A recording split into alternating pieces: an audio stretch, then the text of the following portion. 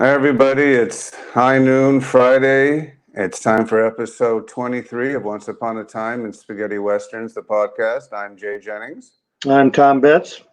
And we'll see you in about 45 seconds.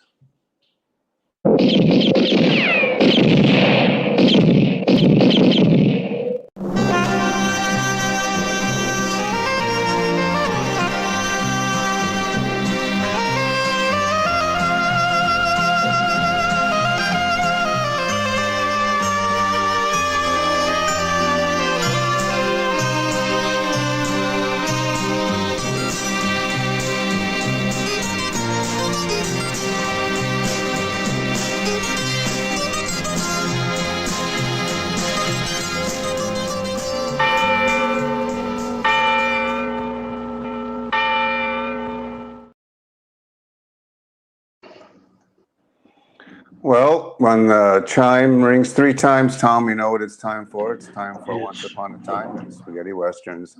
Yep. I'm glad that thing only bells, the bell and rings 3 times. Right. It'll ring 3 times no matter how many times I try to change it. But anyway, we're honored to have you all here for episode 23 from the U.S. to Europe to Asia. And the Soviet Union has a few viewers too. But maybe they're in the gulag, forced to watch this show. Yeah, Eastern Europe has a couple. Yeah, we do. Anyway, in case you're wondering, there we have a difference in green screens or backgrounds. Tom's got the great Almeria town, and I've got a green screen. I was working on a project right before showtime, didn't have a chance to remove it, so we get the green screen. We don't get to see a town, unfortunately, but I'll have that fixed for next week. We've got a great show for you today. As you all know, it's our Ringo and Sartana show, and I think we're going to show posters as we review the films. A lot of these films we've actually reviewed before, the stars, so Tom's not going to do his 3-hour dissertation on each one, but the ones that we haven't talked about, Tom will go a little bit more detail. And once again, I said this is our special Ringo and Sartana special, and we should stop. Hey. No, Ringo and Santana. Ooh, that's pretty good. Wrong one. Okay, sorry about that, folks. It's Ringo and Sartana, Gertrude. She keeps putting up the wrong stuff. Let me see if I can find the right one. That was odd. It's our Ringo and Sartana show. And as you know, a lot of the main Sartana is Gianni Garco, but a few other people have attempted to play him. Ringo was played by a bunch of people. Gemma and Ringo from Nebraska. What's his name, Tom? Ken Clark. Yep. So we got a whole plethora of people who played Ringo. So we're going to go through all the different actors and films who played these 2 iconic characters. I want to welcome you all who've joined us live here in the studio. So we're going to, I guess, begin. Also, at the end of the show, we'll have our usual autograph book and LP of the day. My autograph is already as a preview. I'm not going to tell you who it is. You can probably guess who it is from his famous TV show. So anyway, Tom, our first Ringo film is, I guess, the first one, A Pistol for Ringo. Yeah, A Pistol for Ringo. Johnny Garco, that's Sartana. I'm ahead of myself. Giuliano Gemma. He created the character. The character is created for him. Most people know Ringo as Johnny Ringo from the Tombstone days, whether it was based on that character or just the name Ringo, because even in the second Gemma movie, the Ringo character changes. It's not like Sartana, where it's the same character following through the films. The Ringo character bounces all over the place. So the original Pistol for Ringo was a 1965 Italian-Spanish co-production directed by Duccio Tessari. And it's about a border town. The famous gunslinger Ringo kills 4 people out of self-defense, but is arrested nevertheless. Meanwhile, a gang of Mexicans cross the border and rob the local bank. Their leader, which is Fernando Sancho, is wounded when they try to escape, and the bandits take refuge on a nearby ranch, taking the occupants hostage. The sheriff is reluctant to take action because his fiancée is among the hostages. The only one who can help him now is Ringo, who is set free and asked to infiltrate the gang. So we went over this a bit with Fernando Sancho. He plays Sancho, the main outlaw gang What leader. a shock. Yeah, utter shock is right. But Gemma is sort of, what do you want to say, creates this character of Ringo, and his persona carries on to the rest of his films. He's always basically the same, clean-shaven, sort of sarcastic, great with a gun, very athletic, not the typical anti-hero that we've come to know and love. So it's a little bit different spin. This one is on DVD and Blu-ray. Right. The return of quickly, Ringo. Go ahead. Right, and then it was followed up again, but this time with Montgomery Wood, Tom. Yeah, Montgomery Wood. They said, why? I don't know, but that's what he went by. On some posters, on both of the Ringos, he's Montgomery Wood. Same cast of characters, actors, same director, screenwriter. It's duplicated. Although the Ringo character is not the same character. In the original, remember, he's a sly gambler, man about town. In this one, he's married, has a kid, goes off to the Civil War and comes back and finds out his wife's about to be married to the local Mexican tyrant. So he goes under disguise to find out what the hell's going on. Has his wife been faithful to him or what? But the same group of characters are in it. The new addition, well, there's no addition. Montgomery Wood is Juliana Gemma. Wait, Tom, is this the one, or is it the first one? You're about to draw. Merry Christmas, Tom.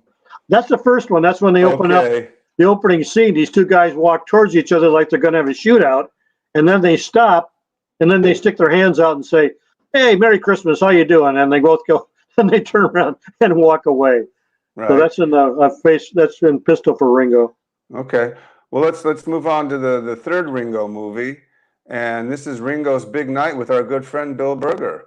Yeah, we've covered this one before when we did the Berger special. Yeah. And it's really, again, one of these where it starts where he plays a character named Jack Ballman, but in the Italian title is La Gran Notte di Ringo. So they carry the Ringo character over to William Berger. But in the English translation that we get, he plays a guy named Jack Ballman. So again, is it the Ringo character or not? Doesn't play anything like the Gemma character. Right. And then after that, because we're covering all films that were about Ringo, or we even had a couple of honorable mentions that have Ringo in the title in some European posters, even though there's no Ringo in it, we still are completists here. Like A Stranger in Sacramento and stuff like that. But anyway, let's move on, Tom. I have a surprise for you. I don't know if our next film is Vengeance Ranch, but I don't know if you meant this one.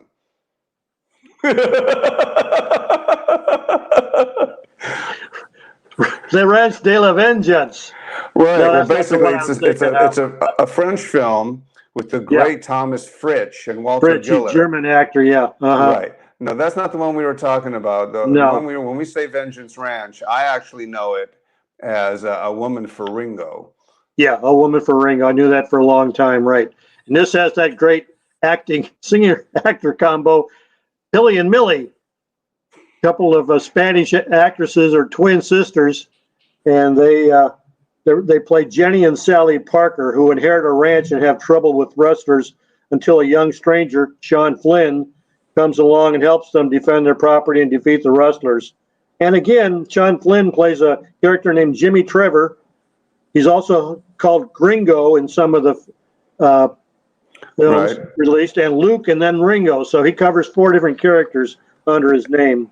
It's a lighter film, not really wall-to-wall it's again almost like a musical because they want to show the talents of Billy and Millie. Like a minstrel show comes to town and they dance and sing. Right, straight from the Ed Sullivan Show. Here they are, Millie and Nilly. Yep. Anyway, but the poster is fantastic. You would think it's about a guy making a decision. Should he shoot? Should he not? Nothing to do with the movie almost. Yep, no revenge. But that's one of those times where the poster is actually, in my opinion, better than the film. And of course, I don't even think it should have been called a Ringo movie, but A couple of the other English titles, Jay: Sharpshooting Twin Sisters, Sharpshooting for Two Twins, Two Guns for Two Twins, A Woman for Ringo, and Vengeance Ranch. So and two twins make me yank my teeth out. Right. Anyway, Tom, you mentioned earlier one of my actually favorite posters with Ken Clark. Oh, that's not Ken Clark. Sorry. $5 for Ringo. I was thinking about Ringo of Nebraska. Very similar posters, very similar look.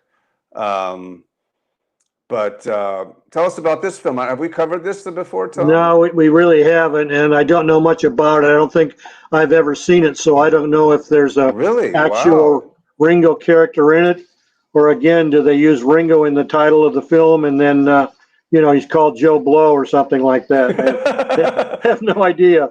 He's called Tom Betts, Tom. That could be. Who knows? But I haven't seen this one, so I can't comment. Well, it's one of my favorite posters in my collection. I love this. One of the first I ever got. There's a couple of Robert Woods posters like this where there's a card table and a pistol on there. It's a gun pointing at five guys, and you see the chips falling and the money. Yeah. But anyway, I'm showing this mostly for the poster. But yet another Ringo movie, because it's $5 for Ringo. It's pretty cheap back in those days, Tom. $5. Yep, really. Anyway, then we continue to one of the greatest Ringo movie of all time, and one of the best spaghetti westerns, in my opinion, and that's Johnny Oro, or Ringo and his Golden Pistol. Golden Pistol, yep. Now this Ringo is more tied to the Tombstone type Ringo. He's a bounty hunter, Johnny Oro, or Ringo. He loves only gold, who kills three brothers. He loves only gold. Gold, yep. He spares the fourth one because he has no price on his head. He's sort of like the Johnny Garco character who only goes after guys when they reach $10,000. Right. Other than that, he didn't want to bother with them. So later, Oro is arrested for the illegal possession of firearms and thrown in jail. I can't believe they, has firearms in a town. They throw him in jail. Anyways, where he's forced to watch the town besieged by people who want to kill him until the sheriff, Ettore Monti, sets him free, and Johnny, who also loves dynamite, blows up the whole town. So this is a 66 Italian film starring Mark Damon as Johnny Ringo. He's also called Jonathan, Commodoro, Jefferson, Gonzalez, Johnny Oro, and Johnny Ringo. So, and Valeria Fabrizi is in this, which will come up later under birthdays. So, wanted to throw that in. But it's a very good movie. Lots of action, some great sets. There's a bad thing is there's a little kid involved in this one. Oh, yeah, I remember that one. Remember the son of the sheriff, I think, yeah. But it's a very good movie. Great soundtrack. Johnny Ringo sung by Don Powell. So and the poster's fantastic. And the golden. Yeah. Anyway, so we move on to a film that has many titles. Some are confusing. 3 bullets for Ringo, 3 Winchesters for bullets, 3 bullets for Ringo's Winchester. But it's an okay film. For a Winchester. Right. It's got the Gordon Mitchell, Mickey Hargit. I think they were together a couple times. Probably in Sword and Sandal, but this is the only Western I know that they're together. This is a 66 Italian production, and it's Ringo Carson is the Ringo character, played by Mickey Hargit. Has a falling out with his best friend, Frank Sanders, played by Gordon Mitchell. After saving Jane, the girl he loves, from Mexican kidnappers in order to extort a ransom from her gun runner father, Frank goes off to the Civil War. When he returns from the Civil War, he takes a hand on the wrong side of the law against Ringo, who is protecting his mother's land. When Ringo is blinded by a blow to the head and his mother is murdered, he has to plot his revenge, save his wife from the clutches of Frank, keep the deeds out of Daniels, who's played by John Heston's hands, and rescue his son from the clutches of the bad guys and wipe out all of Daniel's gun hands. A cinch for a blind man. But Mickey Hargit comes back, and Gordon Mitchell comes to his aid, and they team together, and there's a fantastic massacre scene at the very end of this movie. There certainly is, Tom. I enjoy that's one of my favorite scenes of the film. So we have Frank the Texan Sanders, played by Gordon Mitchell, Dick Ringo Carson, played by Mickey Hargit, Jane Walcom, played by Mila Sanoner, Daniels is John Heston, and Tom is Spain conversary, which is particle conversely. Right. Do you want to mention, Tom, if these films are available or not? Or I didn't have time to look them up, Jay. If I was going to do that, I'm sure there's a couple DVD. fans who watch the show in the comments. They go to the always Spaghetti know the Western Blu-ray database and put their name in. You'll see. Right. It's not like we have newbies. Also on this one, the one we just talked about, 3 Winchesters, Gordon Mitchell told me that one of the very first scenes, they were him and Mickey Hargit were being chased by a band of outlaws, and Mickey's horse went out from under him, and he went over the top with the band of outlaws right behind him, and he was almost trampled by the horses in that scene. Yep. Sounds like an Anthony Steffen moment there. Yeah, exactly. Or it's happened. We've had guests on the show. We've discussed. Seems to be horse wrangling, getting the horses ready, and not preparing for an accident. In a lot of these Italian westerns, that seems to be, I don't say running rapid, but it seems like accidents were not unusual. They might have even been the norm, Tom. Right. I don't think they went out and checked the field for rocks or stones or holes or whatever. They just turned them loose. Yeah, so a lot of horses bunking and knocking actors off their horse. I'm sure. Well, it's a western, I guess. This is way before the Humane Society got involved. You'll see a snare set up and tripping of the horses to make them fall. And so I'm sure if they lost some horses during production, that was already figured in. They didn't care. Yep. Speaking of Anthony Steffen, Tom, we have Ringo, the Face of Revenge. Not a bad film at all. No, I love this one. This is one of my favorites. This is also called Ringo, Mark of Vengeance, 66 Italian-Spanish, directed by Mario Cano. 2 friends, Davey/Ringo, played by Anthony Steffen, and Tim, played by Eduardo Fajardo for once in a good guy role, rescue a bumbling bandit, Fidel, played by Armando Calvo, from a shootout. While patching him up, they discover half a treasure map tattooed on his back. Learning that the other half is tattooed on the back of a sheriff, played by Alfonso Gota, they set about trying to put the 2 halves together while being joined by card sharp and con man Tricky Ferguson, played by Frank Wolf, who discovers their secret and wants in on the deal. It's a buddy movie, and it's typical. They go looking for a treasure, and they start fighting amongst themselves. And it's a decent movie. Got a great soundtrack by Damasi. So we got Davey Ringo, played by Anthony Steffen, Tim, Eduardo Fajardo, Tricky Ferguson, Frank Wolf, Fidel, played by Armando Calvo, and Manuela Alejandro Nilo. I'm sure this one's on DVD, but I don't know if it's on Blu-ray. Right. Okay. Well, then let's move on to quite a few films in spaghetti westerns with the word massacre in it.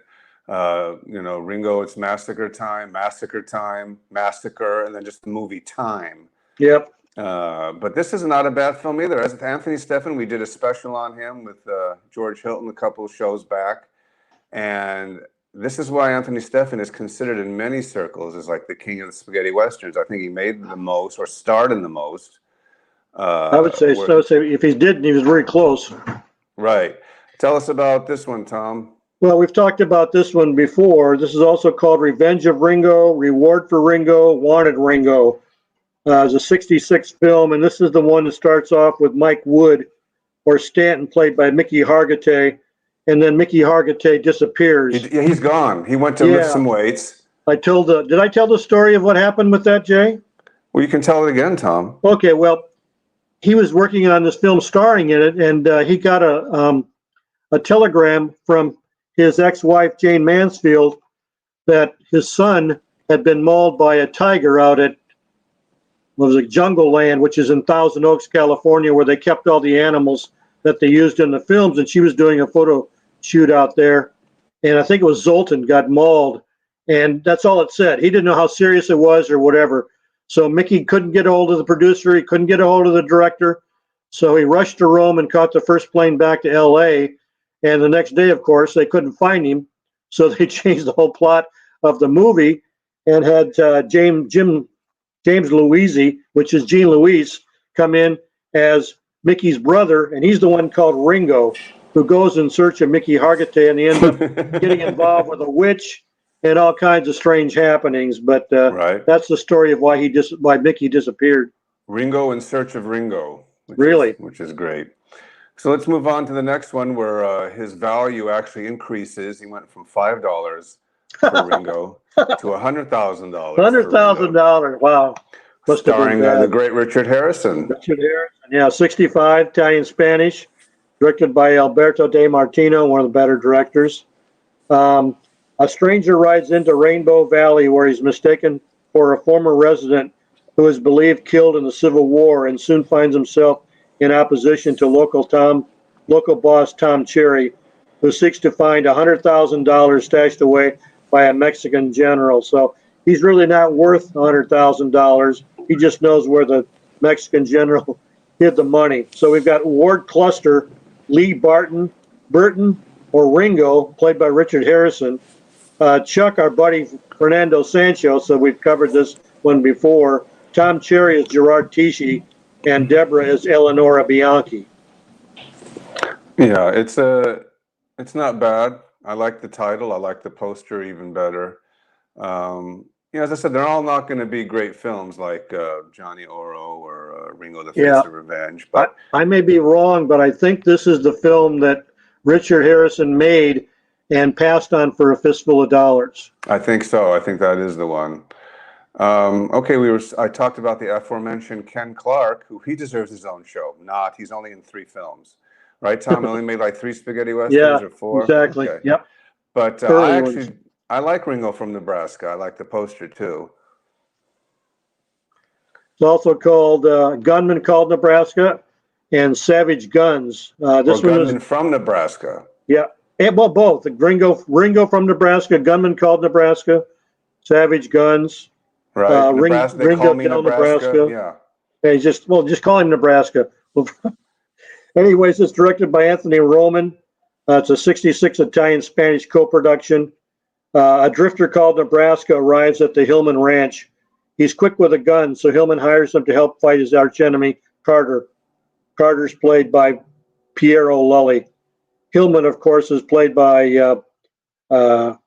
I don't even have down here who plays Hillman. I think it was Daniel Vargas. Anyways, Hillman finds one of his men killed and his cattle scattered. In the saloon, he and Nebraska present proof and openly accuse Carter. The sheriff arrests 3 of Carter's men. Carter attacks Nebraska but gets the worst of it and leaves swearing revenge. And then the rest of it is basically Ken Clark watching his backside. And of course, the Bill Carter's wife has the hots, or Hillman's wife, Yvonne Bastian, has the hots for Ken Clark. So he's got people coming at him at all sides. But it's a decent movie. Good story. Ken's a little on the short side, kind of like Audie Murphy. Yeah, he clean shaven. Right. So it's kind of, that was always a funny pet peeve of mine. If you're going to have a leading man, have him 6 feet, 6'2", Clint, Steffens, Garco, Berger. I think it was 6'5", 6'6". Yeah. So I always thought when we see a Ken Clark, or as I said, the Texican, it's, I'm trying to imagine these shorter leading men as tall. What happens if actually someone who was taller? Would it act more to the role? Are they more commanding? I don't know. That's just so you got Sonny and Cher, right, Tom? Yeah. Well, Ken Clark came out of the Peplum film, so that's true. He did have a build on him, so he looks pretty tough that way. But they didn't really shoot him from low angle to make him. Oh no, big. no, you no, can no, tell no. He's like 5'8". He's average height. Yeah. Uh-huh. Yeah. Anyway, so let's move on to the next Ringo movie, which is I don't want to, but you have to. And it's the two Sons of Ringo, Tom. This was such a big hit. Yeah, Two Sons of Ringo, our buddies Franco and Ciccio. And this one has George Hilton in it. Right. And there's really no Ringo in it. Franco Frankie is called Gringo, and Ciccio is called, Franco's called Django, Ciccio's called Gringo. They have the balls to call one of these guys Django. Yeah, I know, and it's the worst one. Anyways, they team up with George Hilton, who's a bounty hunter, and to lure people in, they pretend that they're the descendants of Ringo. Ringo is is not in the movie at all. They just say that they're the sons of Ringo, and George Hilton comes along and rescues the two guys and arrests the outlaws or shoots them or whatever. But it's a Who's in this wonderful typical cast, comedy. Tom? Pardon? Who else is in this, Tom? Is Well, that it? Anybody worth naming? No, nobody of any prominence that we know. No. Right. Okay. Like we said before, most of the time they throw in a lead actor. There's a friend, Fernando Sancho will pop up in one. Hilton pops up in one. That type of thing. After that, they're would just. You say that was the nadir, the low bottom of the barrel of Ringo movies, Tom? Oh yeah. Okay. Of course. Is that the little Rita of Ringo movies, Tom? Yes, the Modelo. Okay. Next is a fan favorite. It's one of mine. I know it's one of Tom's. It's Kill or Be Killed, Tom. Oh, speaking of Modelo, this is the good version of Modelo. This is the same story. It's just done with more hard hitting. It's also called Ringo Against Johnny Colt. God Holds the Bullet. Kill or Die, and Kill or Be Killed. Robert decides to hide his loot in a ghost town, helped by his girlfriend and his one remaining man. Keeping it, though, may be a problem, with the lone inhabitant, an old lady, a mysterious stranger, a recent widow, and a former gang member, all more or less plotting against the bandits. So it's the same storyline as Modelo. It's just not the brutality, and it's more hard-hitting. Robert Mark plays Johnny Colt, or Johnny Ringo. Lena DeWitt plays Linda, or Lisa Drummond. Gordon Mitchell is in it, plays Ringo, also another, or Baltimore Joe. So they either switch the Ringo characters around. So one's called Ringo in one release, and one's called Ringo in the other. The sheriff is played by Andrea Bosick, and Albert Farley plays Chester Griffith. But it's a '66 Italian production, directed by Americo Anton. And it was always, I think, played as a double bill with Kill the Wicked, Tom. Yeah, exactly. Why was that? Why were they paired together like that, do you think? Kill the Wicked, and well, probably because of Mark. Oh. Robert Mark being in them. Oh, okay, that makes sense, because whether it's on DVD or I was looking at some old trade ads, because we researched. Robert Mark double bill. Yep. Right. So. And Robert Mark is also, we know him also as Rod Dana, singer side. Oh, okay. The next film that we have is not bad at all. It's kind of confusing. One of those movies that's confusing when it comes to the title. Some spaghetti westerns are more tough to ascertain what they were based not only on what country it is, but sometimes it's very confusing. Like this film is known as Rocco, and it's known as something else, but I guess it's mostly known as Ballad for a Gunman, Tom? Yeah, we went over this when we did the Anthony Guidra series, and again, he's called Ringo in one release, Rocco in another. Right. So, very strange, but I enjoy the film. It's Guidra's not bad. Yeah, Guidra's when he's playing hard, he's great. Yep. So we'll move right past that one because we did do that one at length during our Guidra special. Okay, next we have, what do we have? We have, I'll find it right here. Oh, okay, this isn't bad. You have Clint the Loner, so why not Ringo the Loner, Tom? Yeah, Ringo the Loner. The best thing about this is it's got one of my favorites, Peter Martell. Right. This one is about Bloody Bill Anderson, played by Armando Calvo, and his band of ex-Confederates are terrorizing the town of Springfield, sucking it dry of any wealth. Local dignitaries call in the Pinkerton Agency to help, but due to the nature of their agents' modus operandi, no one is sure if they are on the case yet or who their man might be. So they don't know who the Pinkerton agent is or if he's even in town. Meanwhile, two lone men arrive in the area and take an interest in the activities of the Anderson gang. One in particular seems to have a past connection with the youngest member of the outfit. Their pair team up, and Anderson's easy life becomes more difficult. So this one we have Alan Blake, or Captain Bligh, or Ringo, played by Peter Martell. I wonder if he has a mutiny halfway through this. Paolo Hertz, I don't know who that is, plays Kid or Michael. Armando Calvo again plays Bloody Bill Anderson. Piero Lully plays Daniel G. Samuelson, and our one of our other favorite actresses, Diane Zurakowska, plays Lucy Corbett. So it's not a bad film. Martell carries the film. So if you like Peter Martell, you'll like this.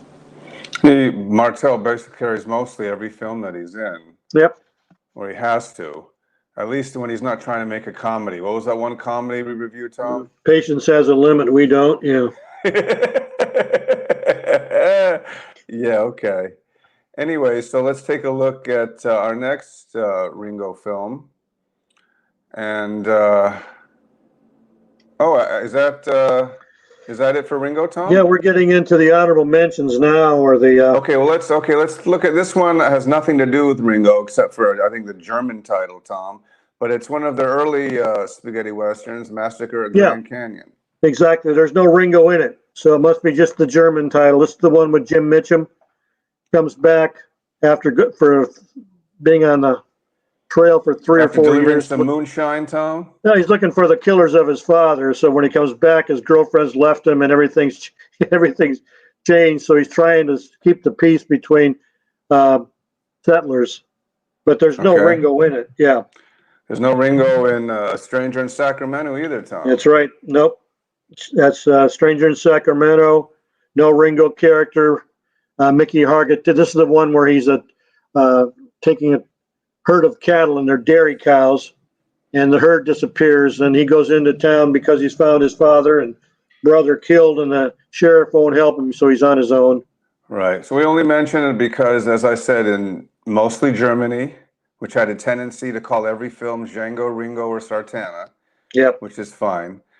We mentioned that as an honorable mention. We don't want to get cards and letters saying you skipped. These aren't what about this films? Ringo? Yeah. Right. Here's another non-Ringo film, but the poster says otherwise, Tom. Yep. No Ringo character. It's called Tote Ringo Tote is one of the titles. Sheriff with the Gold. The star of the film is Louis McJulian, and his character's name is Arizona Roy. So where the Ringo character comes from, we don't know. I don't think we've ever reviewed this film and without even mentioning it now, Tom. Is it worth mentioning? Is it something we should watch? Yeah, it's I would say C-. Then we'll move right along. When Tom you see anybody in there? You see anybody in there you recognize? Not really. No, I love the poster though. Yeah. That seems to be my downfall. I love too many posters. Okay, and then we have, I think, our last. Now I've got an addition. Go ahead. Oh, you without telling me, Tom? That's nice. Thank you. Yeah, Tom. I'll tell you about it when I get done. Don't worry. All right. Well, I am a sucker for all things Jeffrey Hunter, so of course I enjoy this film. Yep. And Room to Die, Tom. Yeah, Find a Place to Die. Find a Place to Die. Again, there's no Ringo. No Ringo character. The star of the film is Jeffrey Hunter, and his character's name is Joe Collins. This is a great one. It's got a great soundtrack. Of course, Pascal Petit's always nice to watch. This is based on Garden of Evil, which American Western. But if you watch them, they're basically the same storyline. Oh, I thought it was based on King of Kings, Tom. No, he doesn't play Jesus in this. He's a savior. He's a savior, but he's not Jesus. That's why they got him for the film. But anyway, I don't think. Yeah. Okay. So, now for the additional tidbit. Oh, what is it, Tom? We have to thank Michael Haas for reminding me of this. Okay. In Django Shoots First with Glenn Saxon.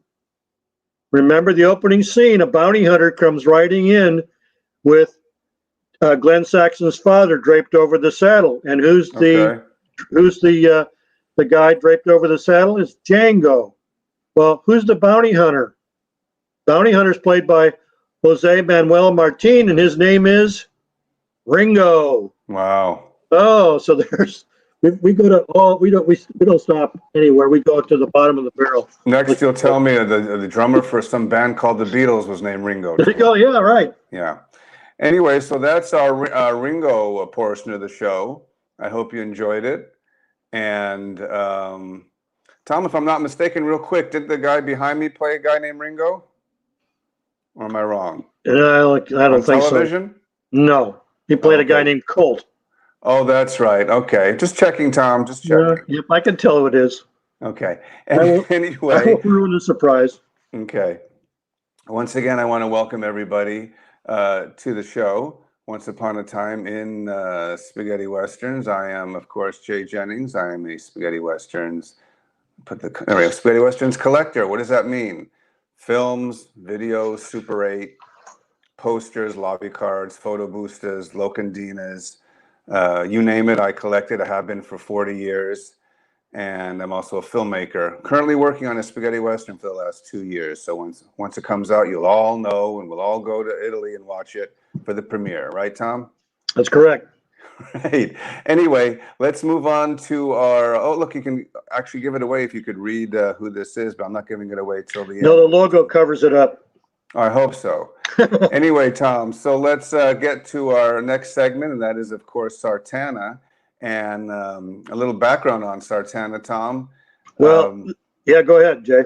No, go ahead. I was going to say, was Gianni Garco the first choice? I don't know about that. He may not have been. Do you know? Are you trying to cover up the logo, Tom, No. with your hand? There you go. We want to promote it. Anyway, so okay. What were there? I was reading. Were there a few people up for the role, Tom, or was he the initial? Could be. I really don't know the background on the cast who was picked for this. Okay. All I know is the Sartana character. It was called Sartana Liston. Was played by Johnny Garco, and the story behind this. And we've covered this one before a couple of times. What, the $1,000 on the black? Yeah, $1,000 on 10. Or Blood at Sundown. And Anthony Steffen plays Johnny Liston, his brother, who comes back from being sent to prison for something he didn't do. Is this the official first Sartana movie, though? Yeah, that's what I'm going to get into. The character that Johnny Garco... Let me interrupt you real quick, Tom. That's why I was asking. I thought maybe Anthony Steffen was being considered for that role, and I thought maybe there was some weird thing that went on. I mean, they switched parts. Yeah, that could be. Okay. I don't. Did you remember Daniel Camargo mentioning anything about that? I forgot to ask him about that. We had so many questions to ask him, but that does sound familiar, though. Yeah. Okay. Well, tell us about this one, Tom. Well, like I said, Anthony Steffen plays Johnny Liston, who's been sent to jail for a crime he didn't commit, and basically he was duped by his brother, who's played by Johnny Garco, Sartana Liston, and the Sartana character is completely different than the other Sartana characters to follow. I mean, he's got dangling stuff all over him, and he's really outgoing, and he's an SOB, and he rules the town with an iron fist, and he's outlaw, basically. And Anthony Steffen goes up to him to save the town. And the character became so popular because of his flamboyance that they tried to bring the character back that name and have Garco portray it, but in a completely different vein of character. They just used the name. He becomes like an avenging angel of death. Yeah, the following kind of films, he's like the Anthony Steffen Django, the bastard. You don't know if he's alive, if he's dead. Is he a magician? I mean, it's based on several different concepts. So he always keeps you wondering, because all of a sudden you'll see him, and his weapon of choice is this little 4-barrel Derringer that he carries around when he's not having that double-barrel shotgun across. The shoulder. or the rifle or whatever. But that's his secret weapon, is this 4-barrel Derringer. But he'll shoot it, and then they'll switch, and they'll come back to him. He's no longer there, So you never know. Absolutely. No, there's something mysterious about the Sartana character. Well, that's why the Django, you can say Ringo, but he's more or less a gunslinger. He's not really a ghostly figure, I don't think, in any of the Ringo movies. But Django and Sartana share that mysterious, anti-hero. Yep. Here, they walk down the middle, they'll kill some people, but they're there to, I guess, help the needy, the ones, the woman who's being whipped by 5 banditos, they're going to obviously be killed. The innocent person who's about to be hung, they're going to be killed, and Django or Sartana will save the day. So even though I mean, they're mostly good. The Sartana and Django, they have good heart. Their heart is in the good place, but they carry out their business. They're awesome with different weapons and guns. So it's not like they're gonna be nice to you.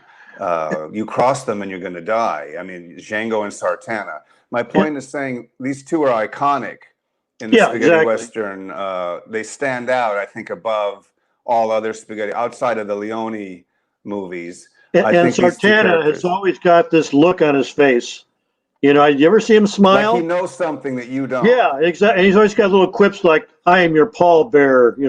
Love that. Right. Love it. Yeah, exactly. Little quips and sayings that come out of his mouth that are just fantastic. Now, before we get to the first really main Sartana film, it's safe to say that in between all the Sartana movies and Django, they always throw in a bunch of films that have nothing to do with the Garco character. Like we'll talk about later, and Sartana Does Not Forgive really doesn't have anything to do with Sartana. Yeah. But it's a fun cast. But let's take a look at the first one with Garco Tom. Yeah, we've talked about this one before because Berger's in it. And this is the one where the town's head, the banker, the main honchos of town steal the money, and then they have a Mexican steal it back, and it goes back and forth. And Kinski gets involved, and he gets his gang to steal the money, and then kills everybody. And same with Berger.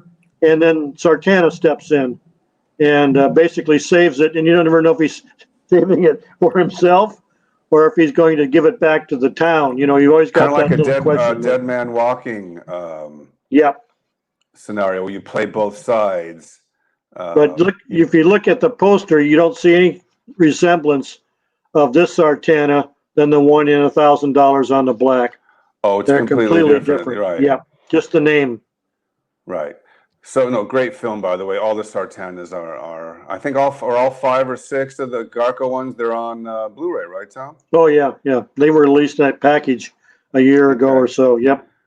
So anyway, you throw in George Martin, Gilbert Roland, Jack Elam, and you have Sartana Non Perdona, also known as Sonoma, Tom.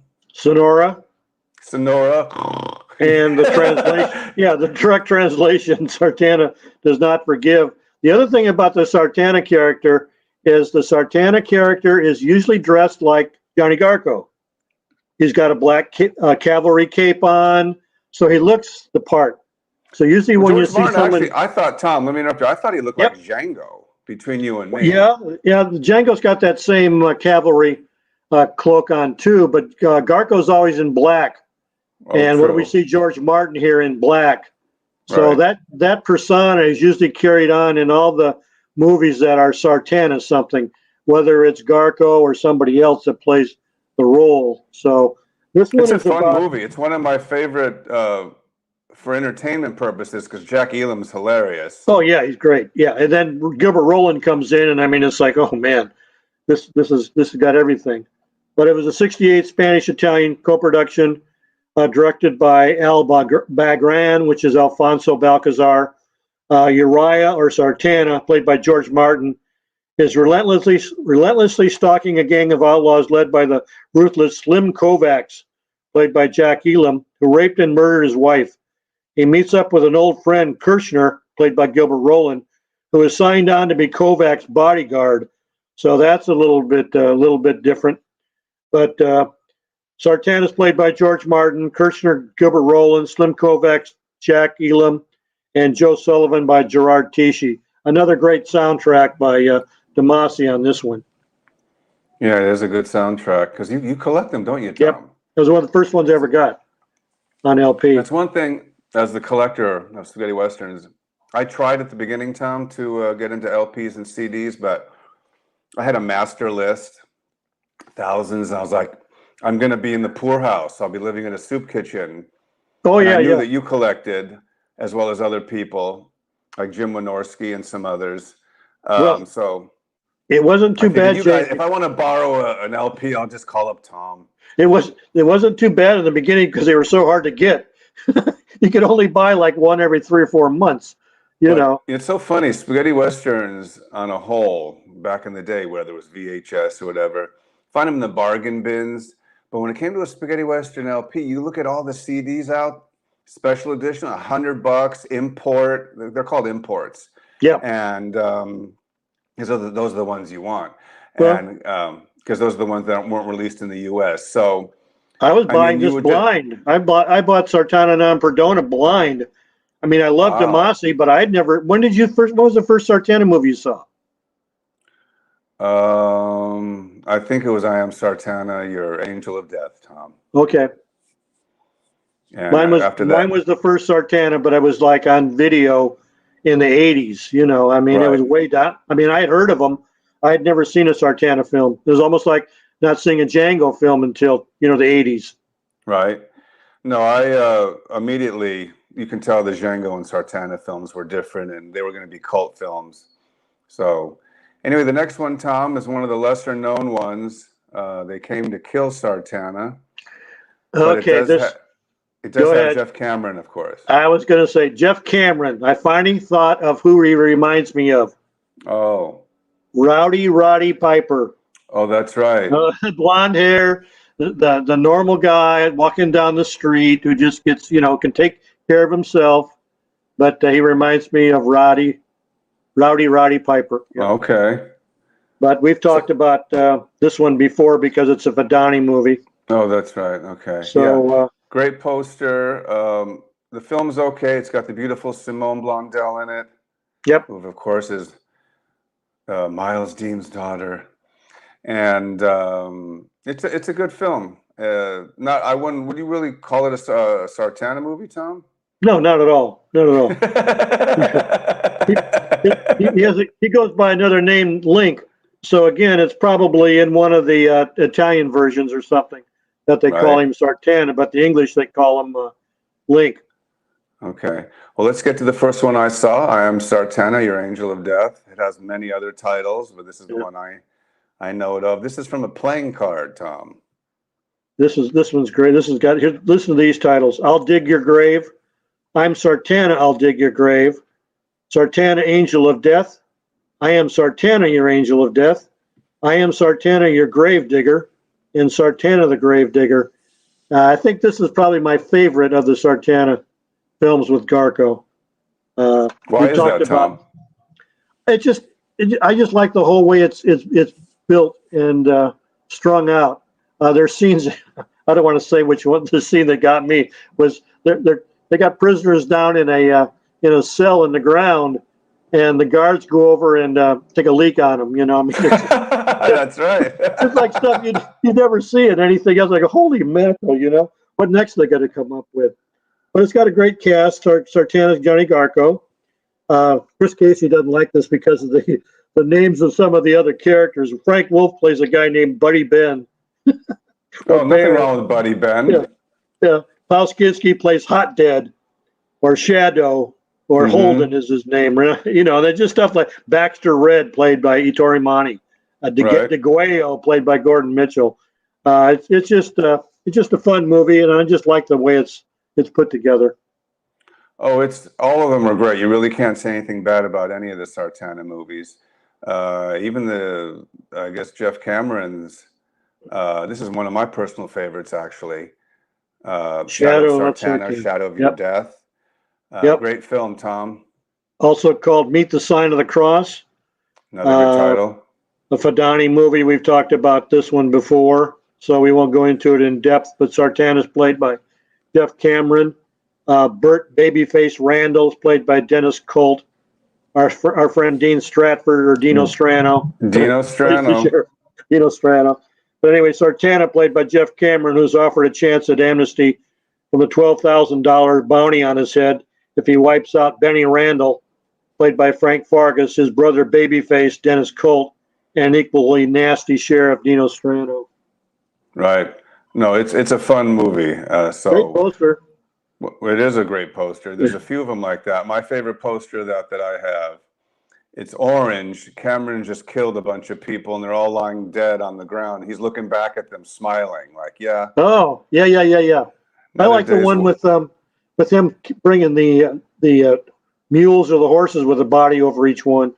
Oh, okay. Yeah, that's a good one too. Carrying So Tom, I think Miles, I'd like to call him Miles Deem. I know if you can call him his original name. I just sounds like a porn director. But anyway, Django and Sartana, Tom, are coming. It's the end. Yep. Also called Django and Sartana Showdown in the West. Final conflict, Django against Sartana. And your favorite, Sartana. If your left arm offends, cut it off. That is my favorite title of all time. Right. Director Fadani under Dick Spitfire. A maniac outlaw, crazy Burt Kennedy, decides he needs a hostage to escape to Mexico. We talked about this one before, so he kidnaps the rancher's daughter, which is Simone Blondell. This raises the prices on the gang, drawing the attention of the bounty hunter Django, played by Aunt Powers. Crazy Burt, fearing Sartana, who's played by Chet Davis. That's probably the worst Sartana portrayal. The local protector of the common people will be after him, decides to eliminate this obstacle by turning Django and Sartana against each other. Right. I don't know if you can hear the buzzsaw as they've started, Tom. I told Jay this was supposed to be Ringo and Sartana films, not Ringo and Sawtana films, but he couldn't. Yeah. The sound effects are free, so. Ridiculous. They're tree cutting right next to me, Tom. Literally Is it the hanging tree? 5 inches away from my window. Anyway. Hope it doesn't fall in. It's called Jay Defies the Gardener. But Django defies Sartana, Tom. If your left hand offends, cut it off. Go out there and cut it off. Or both hands offend. Put him in the lawnmower. Put him in the chipper. Right. George Arneson and Tony Kendall, they don't get talked enough, Tom. No, and this is a good movie. I mean, look at them. You can tell one's Django and one's Sartana. I love by this the poster. way they're dressed. Yeah, really exactly. Do. Another William Redford screenplay, which is Pasquale Scudieri. Django, Tony Kendall, comes to town to discover that his brother Steve, John Alvar, accused of robbing a bank, has been lynched. Django believes the real culprit is Sartana, played by George Arneson, and challenges him to a duel. Just in time, he discovers that the real culprit is an important local figure, and Django and Sartana join forces to punish him. So this is a 1970 Italian production. Django, Tony Kendall, Sartana, George Arneson. Loco, or El Muto, played by Jose Torres. Right. Some of those, like that film, It's the End, Sons of Bitches, which we'll get to. Those are always kind of not really, they're frowned upon. They're not really looked at as serious movies. I think they're great. They're not the original Sartana, but they're fun. Yeah. And then once again, I am a self-admitted Miles Deem fan. I know he's like the Ed Wood, like they call him, but not to me. Yep, I think he's Ed very Wood. artsy. His zoom-ins, to me, he's very Fellini-like. The only thing I would say is he does have a tendency to be redundant, showing scenes in other films, again, for maybe half a movie. Yeah, a lot of writing scenes, prolonged and he fist keeps fights. the camera on a 1 minute shot of a guy getting on his horse and leaving. We know he's leaving. Oh, yeah. Yeah. But he's past the first mountain, then the second mountain, and then the third mountain, then he finally disappears. Yep. But a lot of it was filmed in quarries outside of Rome. Oh, that desert look where they're riding up and down, looks like roads. There were multiple quarries outside of Rome, and in fact, some of the directors would go back there after they left Spain. If they had to do a pickup shot, they'd go out to one of the sand quarries and film it out there because the background would just be a pile of sand. Basically. You couldn't tell. Yeah, you couldn't tell. So let's move on to William Berger's portrayal of Sartana. Tom, we talked about this on the Berger special in the Valley of Death. And basically, again, this is one of those where he's mentioned in some of the foreign titles as Sartana, but in the English he's called Lee Calloway. And Sartana would be disgusted with this portrayal of this character because he helps a bunch of bad guys get out of jail, and they dump him in the desert, and then he gets saved by a woman who nurses him back to health, only to trick him as well in order to collect the reward on his head. So he's a potential loser all the way through this film. So he doesn't do the Sartana reputation any good. No, he doesn't. But he's in the valley, Tom. That's right. So you got to give him give him a chance. But anyway, so we move on in our Sartana look at the movies, and Sartana is here, Tom. So trade your pistol for a coffin. Yeah, also known as some other Sartana's. things. This one's got. I am Sartana. Trade your pistols for a coffin. Right. Sartana's coming. Get your coffins ready. Sartana's here. Trade your pistol for a coffin, and also Fistful of Lead. Right. Directed by Anthony Ascott. It's a 1970 Italian production. Sartana, played by George Hilton for this time. This is the one that Garco opted out on, and Hilton picked it up. Is on the trail of a series of missing gold shipments when a white-clad stranger named Sabbath, played by Charles Southwood, arrives in town and wants part of the action.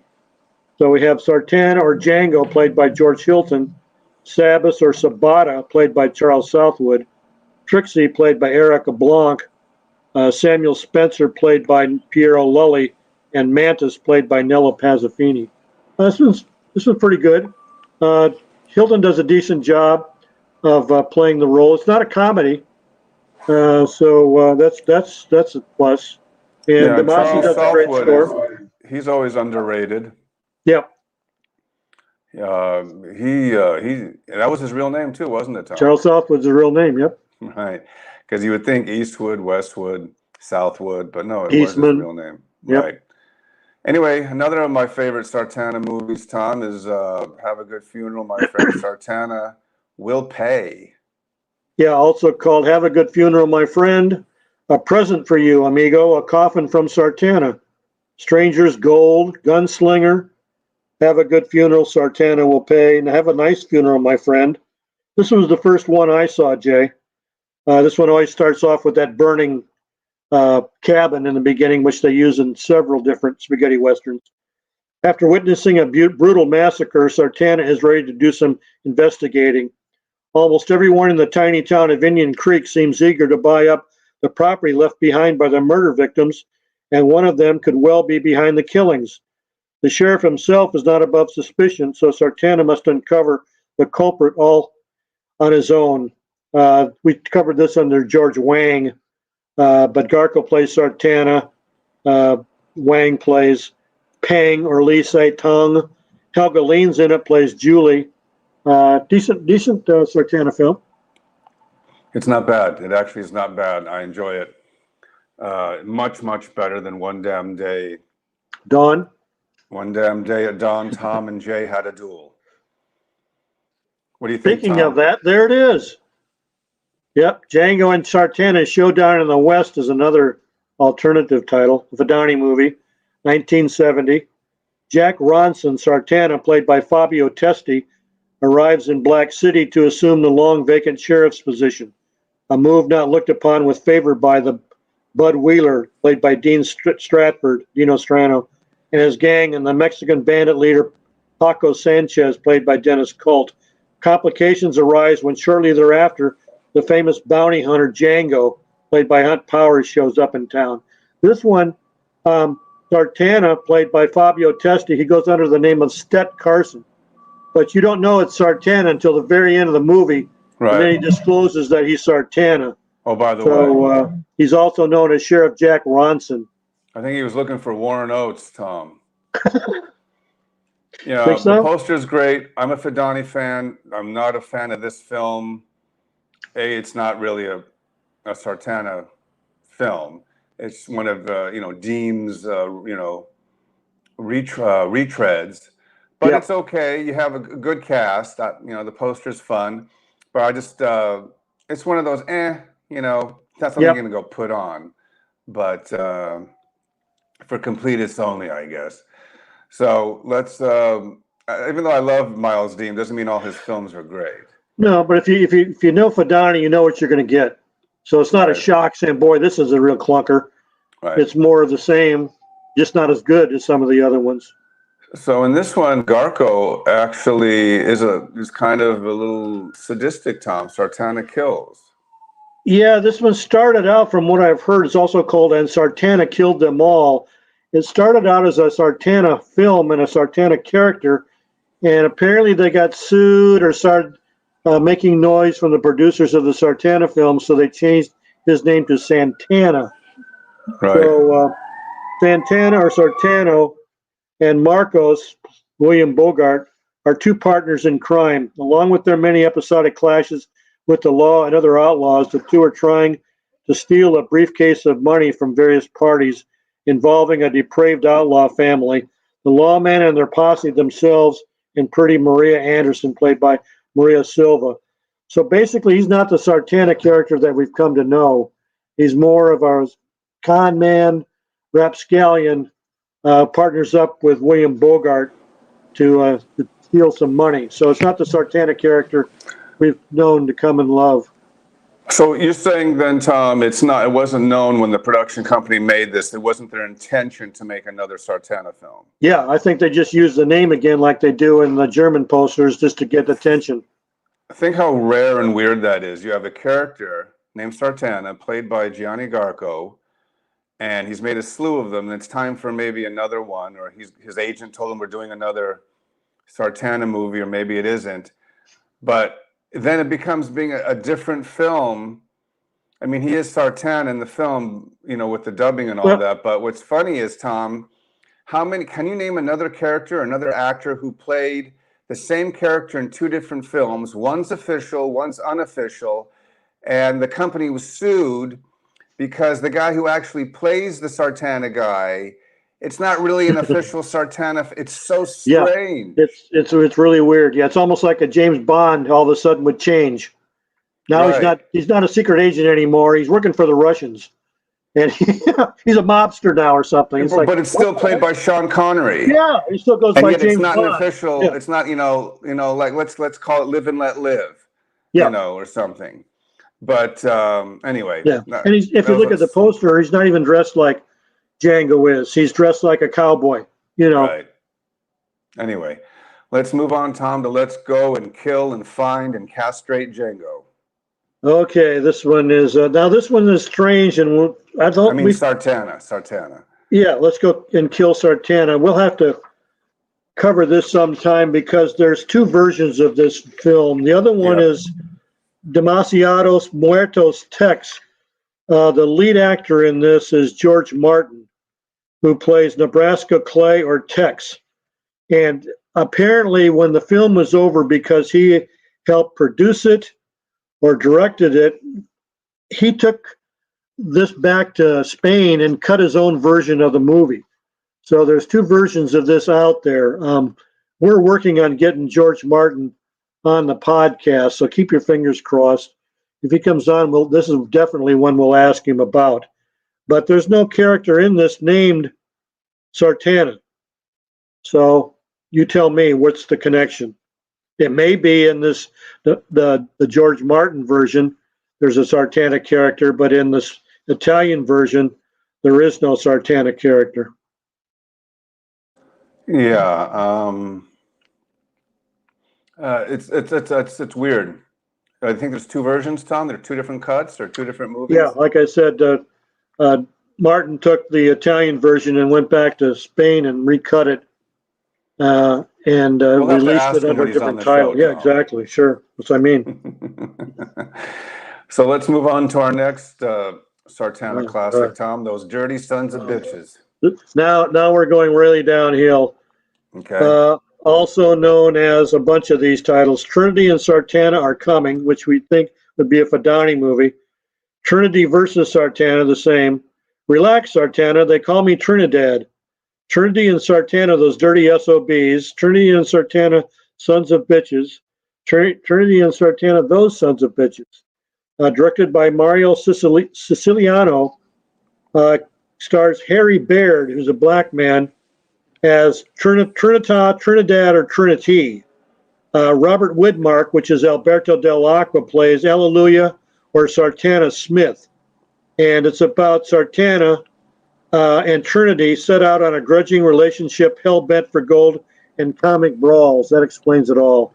Well, it's a terrible film. I was waiting to see when you have the word Trinity in it, you expect to see Terrence Hill. And all of a sudden you see a young Harry Belafonte in the movie. Yeah. And he's dressed in Jamaican clothes, like striped pants and a Panama man, let's hat. go rob a bank, man. And I was like, Exactly. okay. Yeah. So oh man. it's not that good. It's almost like the film, they just had some dollars and some sets to kill.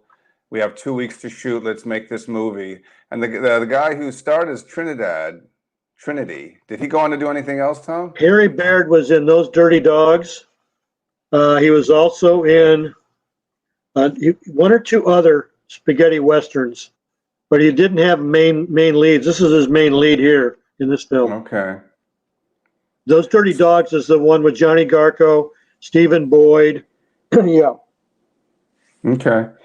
So we'll wrap up our special look at Ringo and Sartana with this favorite, not of mine, of course. It's Alleluia and Sartana are sons of God or children of God, Tom. And it's what's funny, it's with Tarzan, Ron Ely. It's also called 100 Fists and a Prayer. Masquerade of... That's a visual I don't want to think of, Tom. It's also called Masquerade of Thieves.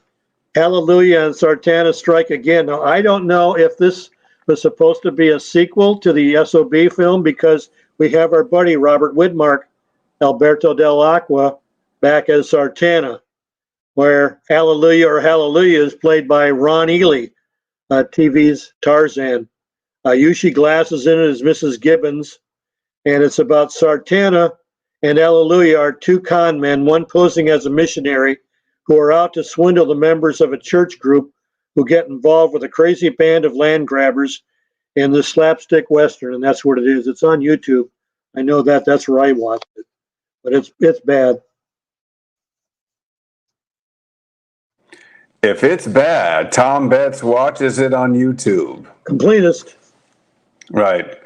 So that wraps up our Ringo and Sartana. Now we got two additions here. Hold on, Tom. Addendums. Tom.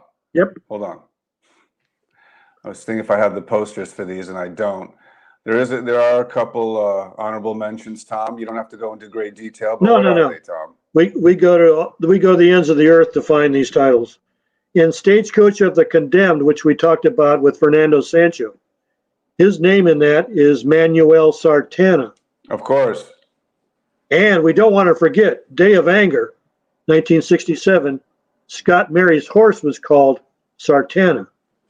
So we covered it all. Okay. And then I thought you were also going to mention 3 films that didn't get released. Oh, yes. Did get released, Tom? Jorge Rivera was talking about Mike Malloy. We could ask him this last week. When he did his crime video, Jorge told him that he made 3 Sartana films starring Sartana for an Italian director. We think they were made in Mexico or Venezuela. And he did make a couple of spaghetti westerns under a different name, which I just discovered a couple of weeks ago. I don't remember it right now, but I was doing some research for Rob Word. It's like those Mexican wrestling movies, Tom. Yep. But it's like, here's Sartana. Sartana's here again, and Sartana dies or something. It's all right, Death of great. Sartana and Sartana in the Kitchen. Here Comes Sartana, Return of Sartana, Death of Sartana, 1974, directed by Marlon Serco, who's Mario Siciliano, and that's all we know about him. Okay, I'll keep my eyes open, Tom, if I see them. So, it's like Mills Masquerus in the haunted house, Tom. There you go. So anyway, we just did our Ringo and Sartana show. And before we continue on, we're going to remind you, you want to be with us for next week's special show. We have Mike Malloy, Tom. Mike Malloy, he even put a post on Facebook today telling people he was going to be on, and at least 1 or 2 people said, okay, I'll watch. Right. I think about 40 did. So we'll get some viewers. Anyway, believe it or not, let me give a little quick mention before I continue on about that. Last week's show with Tim Ferrante, the founder of Tom's best buddy, who Tom is going to leave all his will and belongings to, and the guy who started Westerns All'Italiana. That went on unannounced because it was a surprise. And you know what's funny, Tom? It's one of our highest watched shows. Of course. So from now on, I'm not mentioning a thing. No. We're on when we're on. Good luck finding. That's right. We could be on 3 in the morning. That was just a very happy accident. We were taping Tim's show, and I decided to put it on live just for kicks to see what would happen because it would be here Friday anyway. But a lot of you tuned in. Oh, look at this, a special, episode. And so, yeah, I got a lot of comments and feedback regarding that show. It was a good show. Well, when we started this, Jay said he could pre-record interviews or whatever because we may run into somebody like we did with Daniel Camargo, that it's 4 o'clock in the morning over there when we're live and we don't want them coming on then. So we can pre-tape it at different times at their convenience. We almost did that with Brett Halsey. So. Right. So it might be done. You never know again. But as far as I know, I'll try to make it live as long as I can get past the lawn mowing and the tree cutting.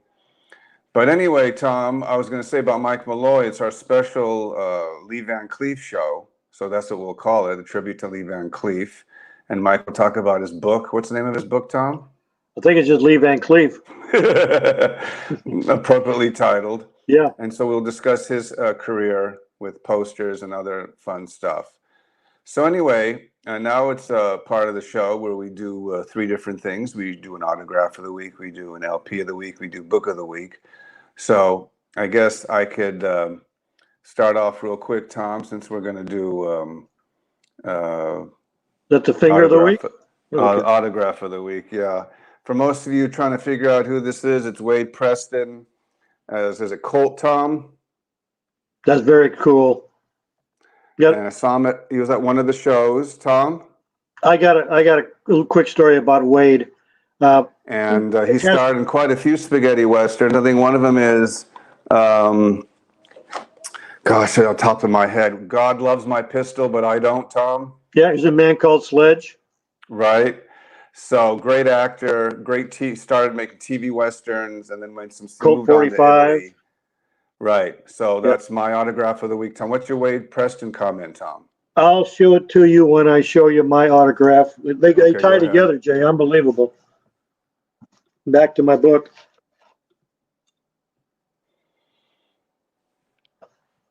Okay. Right up here. Is that Walter Brennan, Tom? Oh, no. Okay.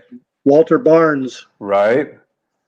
Anyways, we dug up Walter Barnes through a friend of mine. Oh, you dug him up, the body? Dug him up, yeah. He's right here. He was living in Burbank, and Bill Connolly and I went over to interview him, and he said, "What do you want to interview me for?" Crap, Walter. You were in the German Westerns, you were in the Italian Westerns, you were in 3 or 4 Clint Eastwood movies. You covered the gamut. So we were there for 6 hours talking to Walter. Great guy. He brought out a box of material that his ex-wife, had kept through his entire acting career. Wow. Which most actors don't have anything. They look at our stuff and drool because they didn't keep anything. Anyways, he allowed us to take pictures home and make copies, and we came back 2 weeks later. And when we came, he answered the door and said, "Oh, I wish you guys were here 10 minutes before this." I gave away all my stuff. Yeah. No, Wade Preston was here. Oh. And sad to say, Wade was on his way to Nevada. He had found out he had terminal cancer and was saying goodbye to Walter, And then we read a month or so later they had passed away. But okay. Yeah. That is a sad but good story. Yep. Okay, now Tom he does 2. He'll do Book of the Week and then LP of the Week. Tom, what do we got? Book of the Week, and I've tried to find some information about this one. Wow. It's called Le Western Espagnol. It's French. Published by a fanzine company called Monster Bis, which I'm sure a lot of people recognize that. I don't know when it was done because there's no dates. I couldn't find anything on the internet or eBay or any. Is it in English or Spanish? No, it's in French. I'll show you in a minute. Got it. So I think it was done sometime in the 80s. Has 130 pages. It's French. Has articles and filmographies in here on George Martin, Simon Andrew, James Philbrook, and Craig Hill. But it's full of black and white pictures. Look at that. All the Spanish films from the early 60s up until the end, but all kinds of ad mats. It's kind of like Westerns all Italiana, Tom. Yeah, it's a fanzine. Yep, exactly. Back cover. Awesome. So I think I got that off of eBay, but I don't recall now. It's been a long time. Oh, good luck finding that today. Yeah, exactly. But there are other Monster Biz productions out there. There's one he did on Lucio Fulci that's I saw available. Okay. And then, Tom, what do we have for LP of the week or album of the week? Album of the week is a French production. This was called Angelo Francesco Lavagnino Original Soundtracks. So they're all Lavagnino. It's a 1988. Oh, it's not just the specialist? No, it's got other. I'll show you. It's a 1988 LP produced by EVP in France. EVP A101 has 25 tracks. And it's valued anywhere from $45 to $100. I could not find it on eBay. When you open it up, there's the different films that are covered.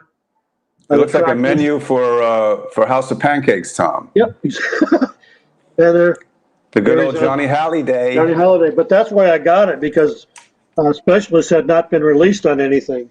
So wow. Okay, that's cool. And Tom, I guess we'll stick right with you for bum, bum, bum, bum.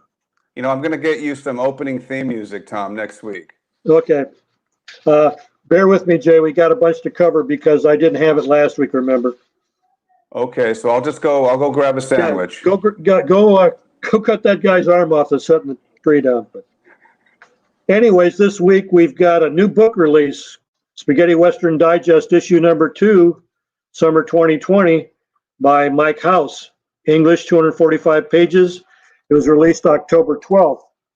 A copy of it right there. You can get this on Amazon. And Mike's working on another book at this time right now. It should be out after Christmas. Also, a new German DVD Blu-ray release today of Django and Sartana die Todlichen Zui, which is No Room to Die, also known as Hanging for Django, directed by Sergio Gironi, who we covered under the Sergio podcast. Stars Anthony Steffen, William Berger, Nicoletta Machiavelli. That's the one of the Daniel told us about him crossing the bridge. Anthony Steffen, he didn't like horses. He was afraid of them. It's on the White Pearl Classics label. It's region B. It's in German, Italian, and French. High definition 2.0. Don't know about subtitles, didn't say. Running time's 101 minutes. Has a 16-page booklet. It's limited to 1,200 copies, and it was released October 23rd. If you check my blog, or if you check Facebook tomorrow under WAI, you'll see a picture of the cover. I didn't have time to make it today.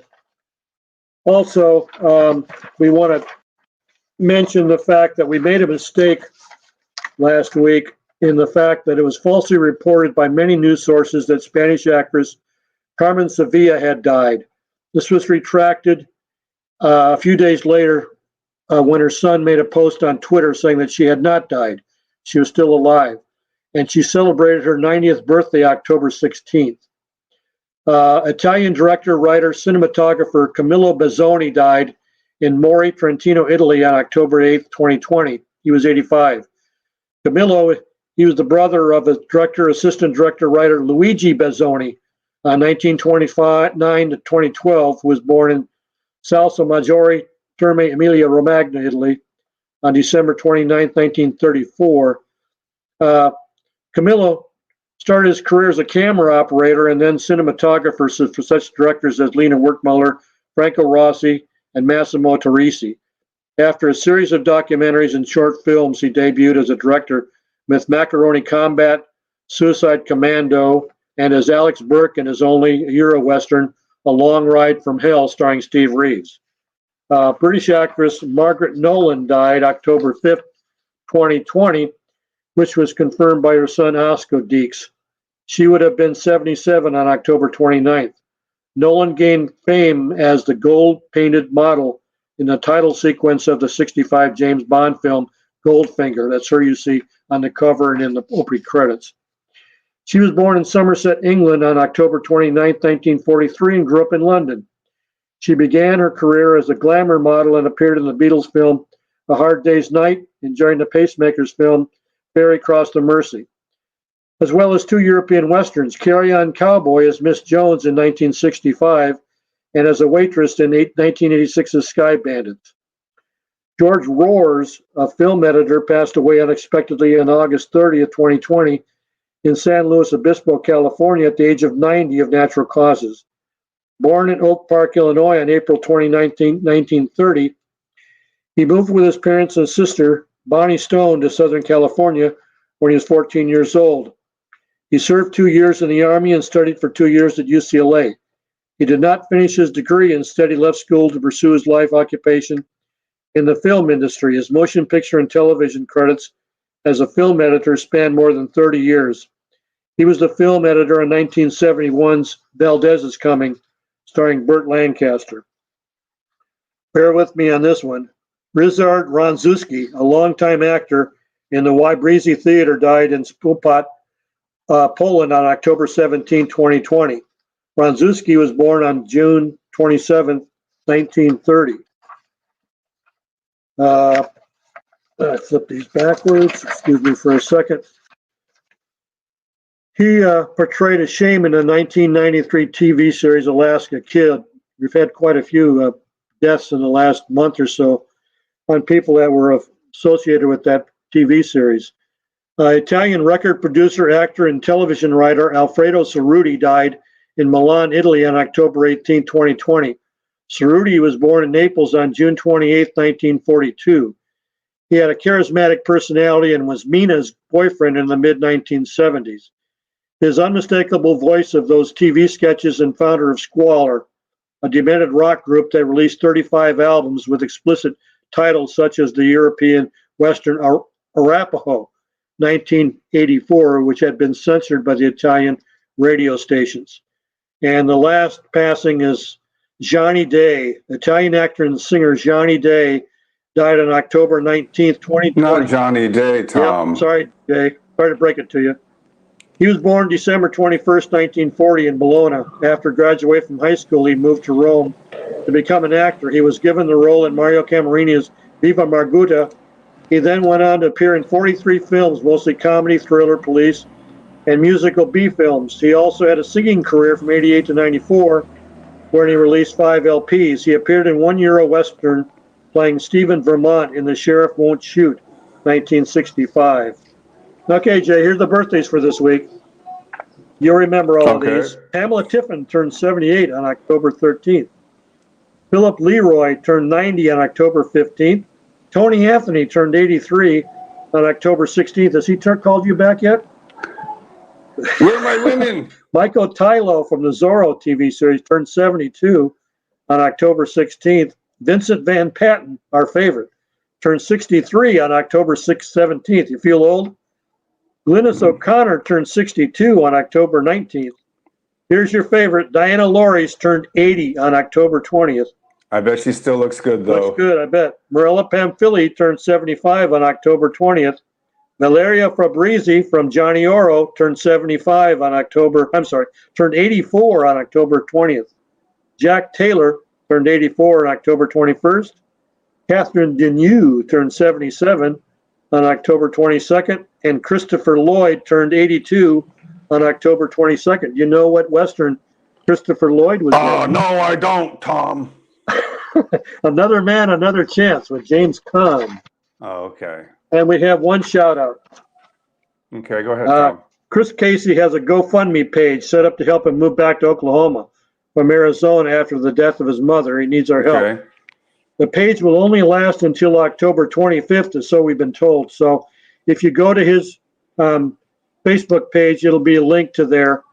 And he's also selling his album, Day of Reckoning Gun, as an MP3 download. So check his Facebook page for connections and prices. Okay, thanks much. Okay.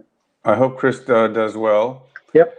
I think he's like 70% there. Right. Tom, you're sideways. Your mic is. There you go. I'm sideways. As you can see, Tom is wearing our official merchandise, the Once Upon a Time in Spaghetti. Let's get a close-up of that. Once Upon a Time in Spaghetti shirt and hat, Tom. There you go. Only $99.99. Send it to check to Jay Jennings. Okay. Anyway, if more of you actually are interested, we will let you know the Chinese sweatshop where we have those made. Right, Tom? That's right. Okay. Just a joke, folks. Or is it?